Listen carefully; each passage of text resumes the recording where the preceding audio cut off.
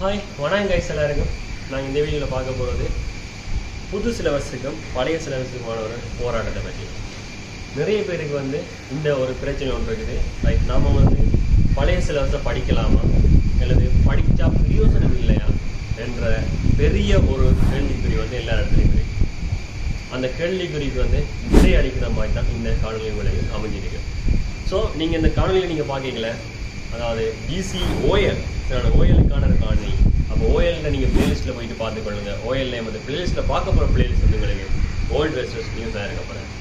அதனால் பழைய கேள்விக்கும் புது கேள்விக்குமான ஒரு போராட்டமாக இருக்க போகுது. ஸோ நீங்கள் பிளேலிஸ்ட் வழியில் பார்த்துக்கொள்ளுங்க. அண்ட் சில பேப்பர்ஸுக்கான ஆன்சர் உங்களுக்கு இல்லைன்னு சொன்னால், ஒருவேளை உங்களுக்கு கேள்வி கூட உங்களுக்கு இல்லைன்னு சொன்னால் நீங்கள் என்ன செய்யணும்னா டிஸ்கிரிப்ஷனில் நாங்கள் PDF லிங்க் கொடுத்துருக்கோம்.